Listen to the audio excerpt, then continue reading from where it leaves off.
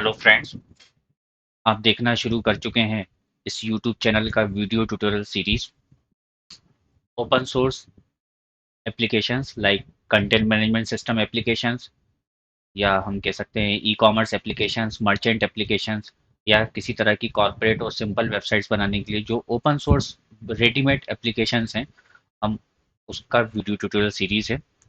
इस सीरीज में मैं आपको वर्डप्रेस है, ओपन कार्ट है, ड्रूपल है, मेजेंटो है, मूडल है, इस तरह की एप्लीकेशंस का मैं आपको रिसर्च और एनालिसिस जो भी होता है वो मैं आपको इस पे वीडियो ट्यूटोरियल्स के डालता हूँ। इसमें इंस्टॉलेशन से लेके उसके जो आने वाली एरर्स हैं या सिक्योरिटी थ्रेड्स हैं उसके बारे में सभी की जानकारी देता हूँ। इस चैनल को आप सब्सक्राइब कर लीजिए और बेल आइकन प्रेस कर दीजिए ताकि आपको सभी वीडियो ट्यूटोरियल सीरीज के अपडेट्स और अलर्ट्स मिल सकें। किसी तरह की रिक्वायरमेंट हो, किसी तरह की कोई आपको प्रॉब्लम आ रही हो तो आप मुझे कमेंट्स करके बता सकते हैं, उसका सॉल्यूशन देने की कोशिश की जाएगी। वीडियो से रिलेटेड कोई एडवाइस हो या किसी तरह की कोई टेक्निकल गलतियां हो तो आप मुझे कमेंट्स करके बता सकते हैं, मैं सुधार करने की कोशिश करूंगा। किसी भी तरह की एडवाइस हो तो आप कमेंट्स करके बता सकते हैं, मैं उसको भी एक्सेप्ट करूंगा और जल्दी उसको करने की कोशिश करूंगा। वीडियो काम का लगे तो लाइक्स एंड शेयर ज़रूर करें। अभी मैं आपको इस वीडियो में जो मैं आपको बताने वाला हूँ वो बता रहा हूँ। लास्ट वीडियो में मैंने आपको वर्डप्रेस के बारे में बताया था। अब इस वीडियो में मैं आपको ओपन कार्ट एप्लीकेशंस के बारे में बता रहा हूँ जो कि ई कॉमर्स एप्लीकेशन के तौर पे यूज़ होती है। ई कॉमर्स एप्लीकेशन की तरह ई कॉमर्स एप्लीकेशन के लिए हम यूज़ करते हैं। ये application just for e commerce है, लेकिन वर्डप्रेस जो है आपका कंटेंट मैनेजमेंट सिस्टम की तरह भी यूज़ होती थी और भी कई सारी एप्लीकेशन के लिए आप यूज़ कर सकते हैं।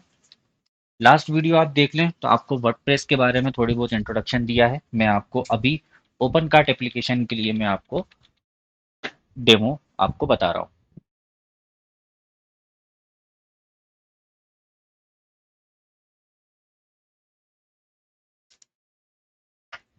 ध्यान से सुनिए। Open cart application, open cart, ये जस्ट फॉर ई कॉमर्स है। ई कॉमर्स है, पर इसका मतलब ये नहीं कि आप इसमें कंटेंट मैनेजमेंट सिस्टम नहीं कर सकते हैं। इसमें एक बेसिक कंटेंट मैनेजमेंट सिस्टम होता है, लेकिन ये specific for e commerce content management system इसमें होता है। प्लगइन बेस्ड है, ओपन सोर्स है। ओपन सोर्स है, इसका मतलब कम्युनिटी डेवलप्ड है, कम्युनिटी द्वारा मेंटेन्ड है। इसका मतलब आपको बहुत सारी फ्री प्लगइन्स और फ्री एप्लीकेशंस आपको मिल सकती हैं, बहुत सारी। और रेगुलर अपडेट होगा। कम्युनिटी डेवलप्ड है तो रेगुलर अपडेट होगा। मीन्स आपके जो भी फॉल्ट्स हैं, जो भी प्रॉब्लम्स है, एरर्स हैं, वो रेगुलरली अपडेट होंगी, रेगुलर अपडेट होगा। प्लगइन बेस्ड है, मतलब आपको बहुत सारी रेडीमेड चीज़ें आपको रेडीमेड मिल सकती हैं जो आपको सीधे आप यूज़ कर सकते हैं, जो दो तरह की हो सकती हैं। एक तो फ्री हो सकती है और दूसरी पेड हो सकती है। फ्री और पेड, फ्री होगी तो आप सेल्फ यूज़ कर लेंगे, पेड होगी तो आप परचेस करके यूज़ करेंगे। ओपन कार्ट एप्लीकेशन जो है वो टोटल फ्री है, उसके लिए आपको किसी तरह का कोई चार्ज नहीं देना है। प्लगइन बेस्ड है, इसका मतलब आप खुद भी अपनी खुद की प्लगइन्स बना के भी आप डेवलपमेंट करके दे सकते हैं। दूसरा ओपन सोर्स एप्लीकेशन है, जो जो नॉन डेवलपर्स हैं, जो डेवलपर नहीं है, जो नॉन डेवलपर हैं, जिनको डेवलपमेंट नहीं आता, जिनको किसी तरह की कोडिंग नहीं आती, वो नॉन डेवलपर्स क्या करेंगे, इस एप्लीकेशंस को सीधे यूज़ कर लेंगे और अपना काम करना स्टार्ट कर देंगे, ऑनलाइन बिजनेस में सीधे यूज़ करना शुरू कर देंगे। तो नॉन डेवलपर्स को किसी तरह की टेक्निकलिटीज़ या किसी तरह की प्रोग्रामिंग या कोडिंग का नॉलेज होना ज़रूरी नहीं है, वो सीधे इस चीज़ को यूज़ करना शुरू कर देंगे। उनको किसी भी तरह की टेक्निकलिटीज़ की रिक्वायरमेंट नहीं है। अब पहले का ज़माना गया कि जब है ना भाई, किसी को कोई किसी तरह का आइडिया है या कोई एप्लीकेशन उसको चालू करना है या कोई ई कॉमर्स बिजनेस स्टार्ट करना है, तो वो किसी डेवलपर को हायर कर रहा है, अपनी एप्लीकेशंस बनवा रहा है, बहुत बड़ी एप्लीकेशंस बनवाने की कोशिश कर रहा है, बहुत ज़्यादा बजट एक्सपेंसेस खर्च कर रहा है, डेवलपर से रिस्पॉन्ड नहीं आ रहा तो दूसरा डेवलपमेंट हायर कर रहा है। तो आज की डेट में क्या होता है कि बहुत सारी चीज़ें रेडीमेड मिल जाती हैं, आप सीधे उसको इंस्टॉल करो और सीधे यूज़ करो। तो नॉन डेवलपर्स के लिए ये ओपन कॉट, ई कॉमर्स चलाने के लिए ओपन कार्ट ये एप्लीकेशन बहुत बेस्ट है, इजली यूजेबल है और वर्डप्रेस के इक्वलेंट ही है। आप इसको वर्डप्रेस के इक्वलेंट ही लें। WordPress is for blogging websites, CMS content management system, और वो कॉमर्स इंस्टॉल करके उसमें ई कॉमर्स प्लगइन के फॉर्म में यूज होता है। Open cart is a solely and purely for e commerce. तो ई कॉमर्स के एप्लीकेशंस के लिए आप ओपन कार्ट इस्तेमाल कर सकते हैं। अब इसकी रिक्वायरमेंट एनालिसिस में आपको बताता हूँ मैं।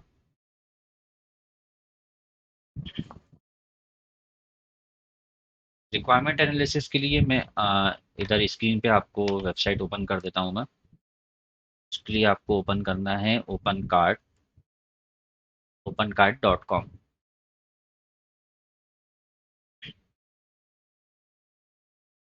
opencart.com अभी तक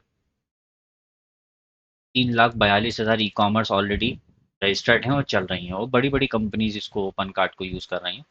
फ्री डाउनलोड पे क्लिक करा, डाउनलोड करते टाइम ही आपको रिक्वायरमेंट इसकी दिख जाएगी। ये रहा रिक्वायरमेंट।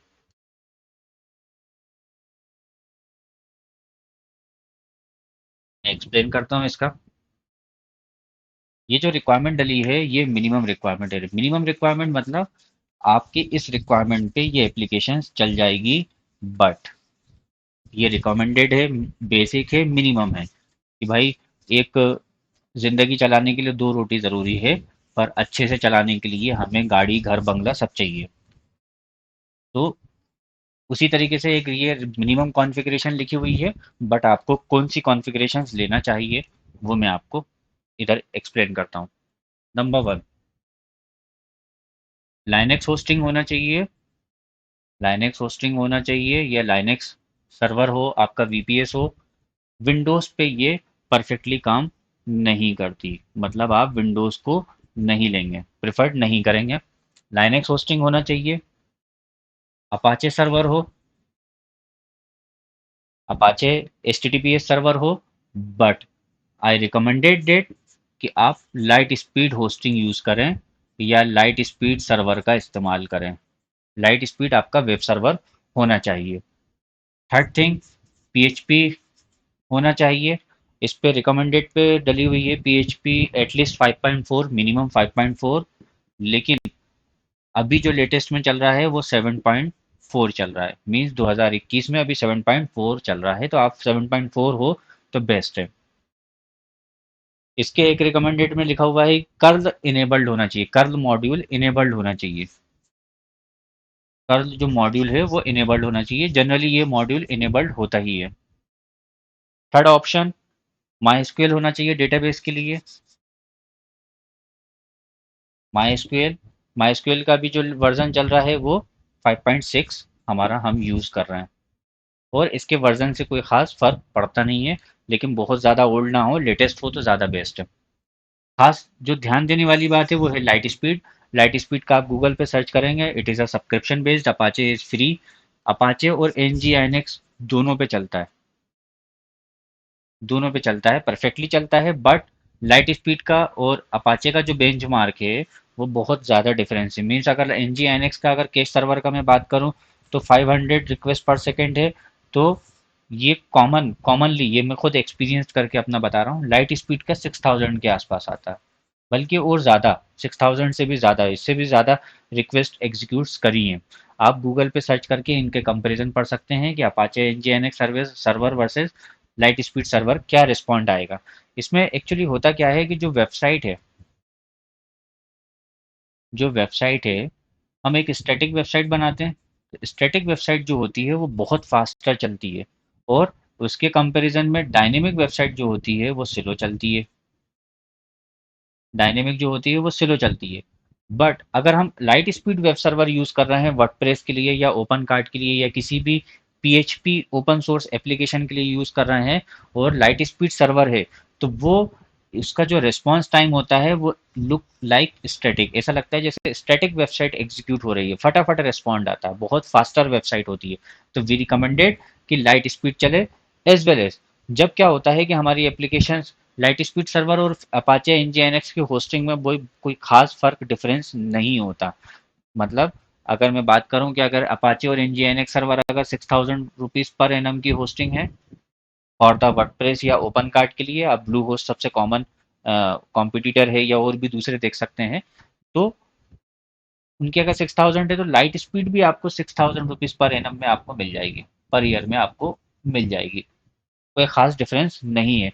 हाँ, अगर अपाचे और एनजीएनएक्स सर्वर अगर कई लोग क्या करते हैं उसको आपको दे रहे हैं 100 रुपये महीने पे, 1200 रुपये साल पे, 2000 रुपये साल पे, तो ये जो है, ये जो होस्टिंग आपको चीपेस्ट में जो करके दे रहे हैं वो रिसोर्सेज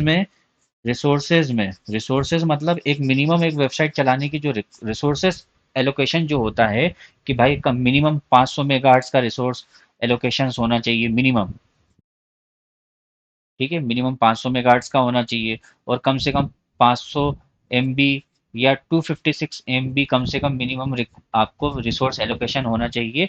ये इस रूल को फॉलो नहीं करते हैं, इसलिए it is bad hosting, total bad hosting. Time being के लिए भी total bad bad hosting, testing के लिए भी बैड होस्टिंग। आपकी बहुत सी फंक्शनैलिटीज आप टेस्टिंग में ही टाइम गुजार देंगे, आपके इम्प्लीमेंटेशन में ही टाइम गुजार देंगे, तो आप अपनी जो कंसेप्ट है उसको कब इम्प्लीमेंट करेंगे, कब उसकी वेबसाइट लॉन्च करेंगे और कब उसको चालू करेंगे, कब आपका धंधा आगे बढ़ेगा। तो बेस्ट वन कि इस तरह की चीपेस्ट होस्टिंग को आप फॉलो ना करें।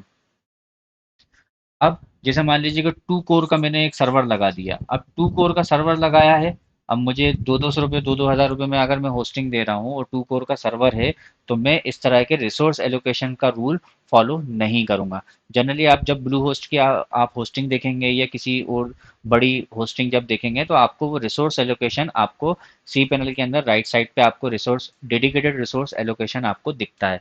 तो डेडिकेटेड रिसोर्स एलोकेशन का रूल होना चाहिए, हर हालत में होना चाहिए। तो इस तरह की आप सस्ती होस्टिंग के चक्कर में ना पड़े, मैं रिकमेंडेड नहीं करता हूँ। ये तो हो गई हमारी रिक्वायरमेंट एनालिसिस। अब हम इसको हम इंस्टॉल करके देखेंगे कि कैसे इंस्टॉल्ड होती है।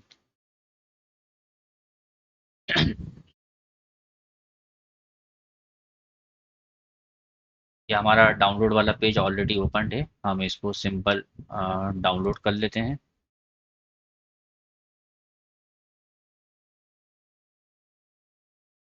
ये हमारा डाउनलोड का पूछ रहा है कि कहाँ सेव करना है, कि मैंने सेव करने का ऑप्शन दे दिया और ये मैंने इसको एक डायरेक्टरी में सेव कर लिया। डाउनलोड कंप्लीट हो गया। अब आपको अपना होस्टिंग कंट्रोल पैनल लॉगिन करना है। होस्टिंग कंट्रोल पैनल लॉगिन करने पे जैसा मेरा डायरेक्ट एडमिन कंट्रोल पैनल है तो मेरा इस तरह का इंटरफेस दिखेगा, और अगर मेरा सी पैनल कंट्रोल पैनल है तो सी पैनल पे इस तरह का ऑप्शन दिखेगा। या कोई भी कंट्रोल पैनल हो, आपको सिर्फ दो ऑप्शन से ज़रूरी है, फाइल मैनेजर और डेटाबेस क्रिएट करने का ऑप्शन होना चाहिए। तो डेटाबेस क्रिएट करने का, सी पैनल के अंदर भी फाइल मैनेजर और डेटाबेस क्रिएट करने का ऑप्शन होता है, और हर कंट्रोल पैनल में ये दो ऑप्शंस होते ही होते हैं। ओपन कार्ट के लिए मैंने अपने सब डोमेन एक बना लिया है, oc.zubair.com एक बना लिया है, सब डोमेन क्रिएट कर लिया है। इसका मैं फाइल मैनेजर ओपन करूंगा। फाइल मैनेजर ओपन करने के बाद डोमेन्स के अंदर oc.zubair.com का पब्लिक एचटीएमएल फोल्डर के अंदर पहुंच जाऊंगा। अब मुझे यहाँ पर वो फाइल अपलोड करनी है जो मैंने ओपन कार्ट की डाउनलोड करी थी।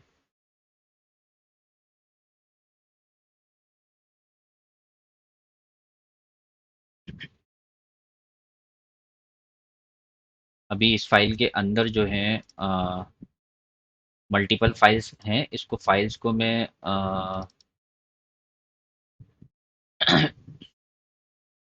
एक्सट्रैक्ट करके दोबारा जिप कर रहा हूँ मैं। It takes time.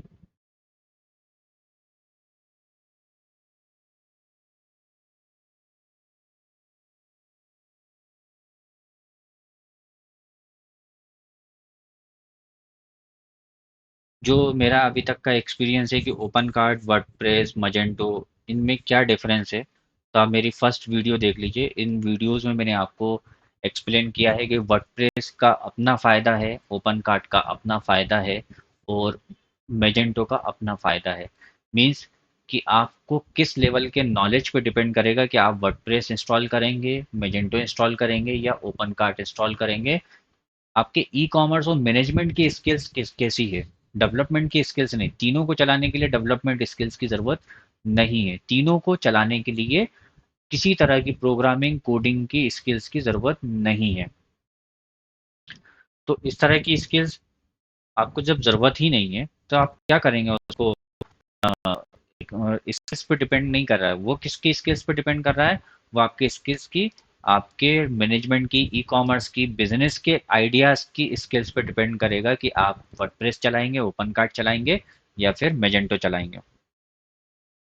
आपकी जैसी स्किल्स होगी वैसा काम होगा। ये मैंने डायरेक्टरी अपलोड कर दी है, आप स्क्रीन पे देखते रहें।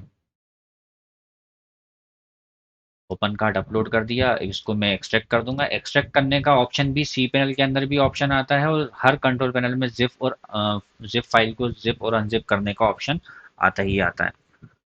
ये फाइल कहाँ अनजिप करनी है उसने पूछा, मैंने सेम फोल्डर में अनजिप करना है, ओपन कार्ड। अब ये डायरेक्टरी के अंदर जो फाइलें हैं हमें इससे मतलब है, कि पूरी फाइलें सिलेक्ट करेंगे और इसको मूव टू मेन डोमेन कर देंगे। अब मेरा ये अपलोड डायरेक्टरी और अपलोड डॉट जिप फाइल जो है फ्री हो गया।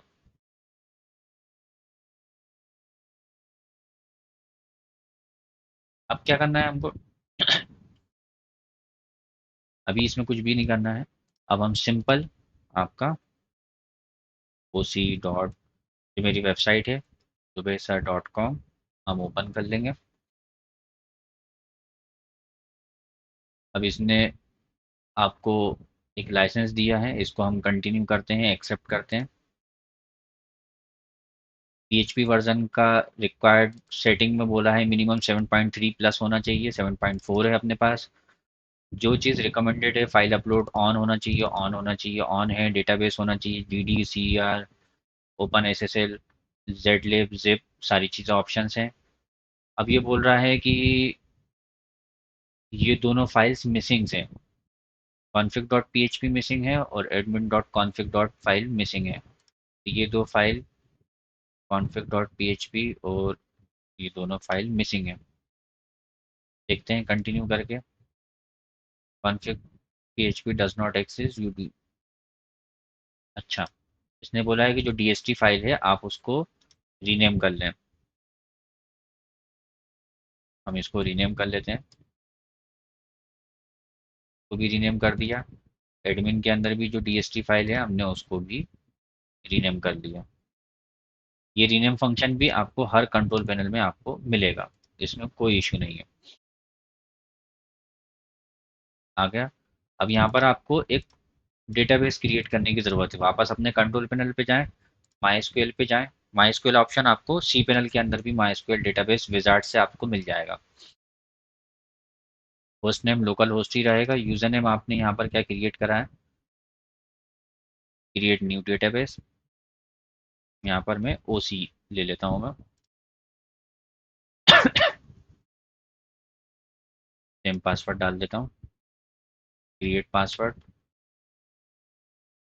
ये हमारा क्रिएट हो गया। यूज़र नेम मैंने क्या लिया है, यूज़र नेम लिया है ये वाला है हमारा, नीचे वाला WP के लिए हमने यूज़ किया था।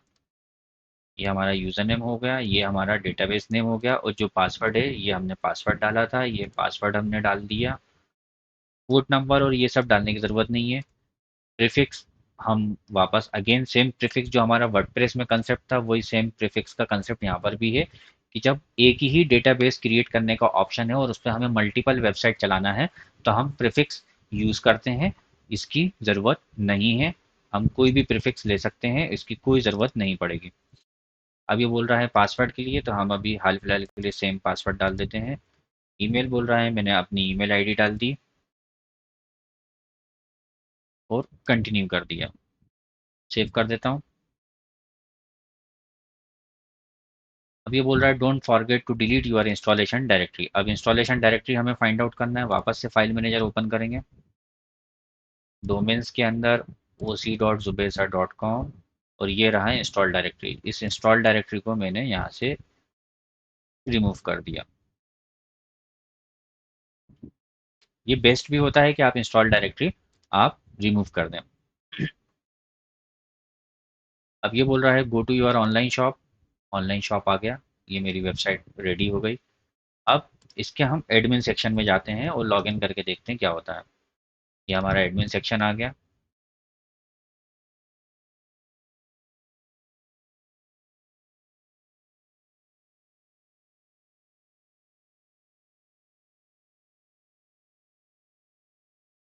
ये बोल रहा है choose how to move the storage directory.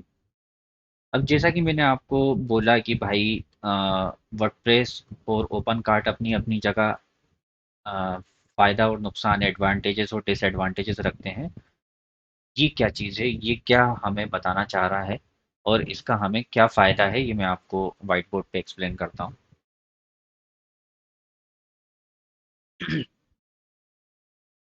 ये वर्डप्रेस के अंदर थोड़ा सा इम्पॉसिबिलिटी है।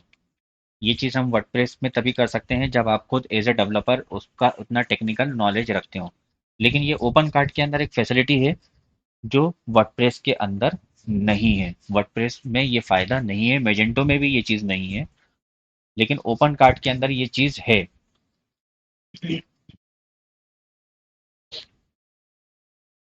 मान लीजिए फॉर एग्जांपल,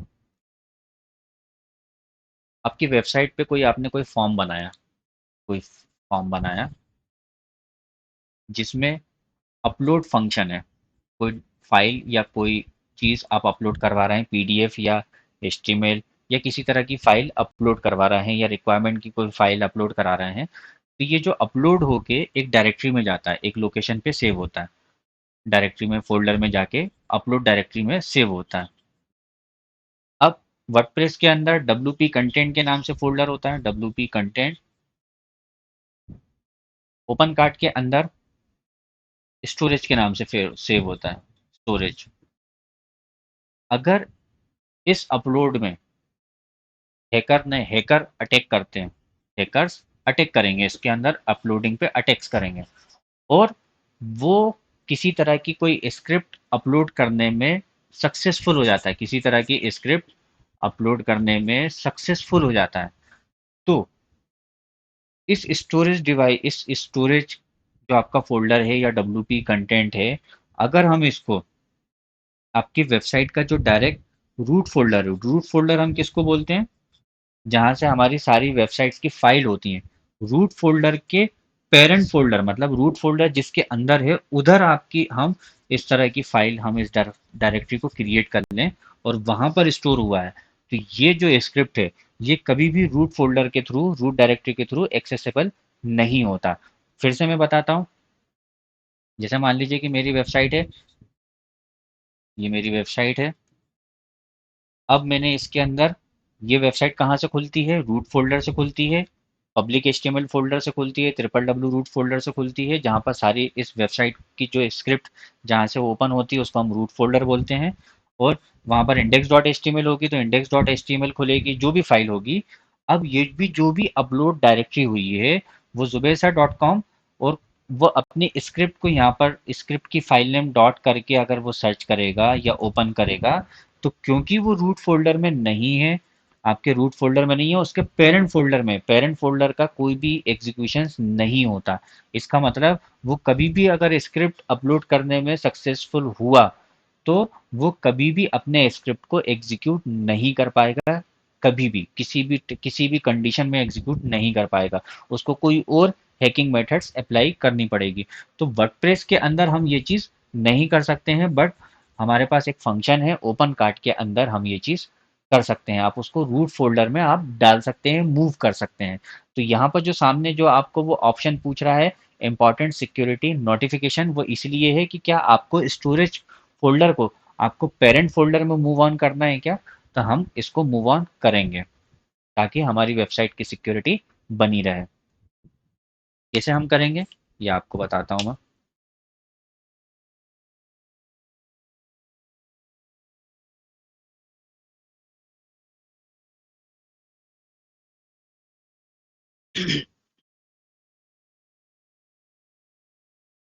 अब यहाँ पर देखिए ऑप्शन भी दिखा रहा है, यहाँ पर आप स्क्रीन पे देखिए आपको ऑप्शन भी दिखा रहा है कि कहाँ पर डालना उसको सेफ रहेगा। आप सिस्टम के किसी फ़ोल्डर के अंदर डालते हैं तो सेफ़ नहीं है, उसके अंदर डालते हैं तो सेफ़ नहीं है, लेकिन जैसे ही जो हमारा डोमेन है oc.zubesa.com का जो पेरेंट फ़ोल्डर में आप जैसे ही डालते हैं, वैसे ही आपकी वेबसाइट सिक्योर्ड हो जाती है। तो हमने डोमेन सेलेक्ट कर लिया।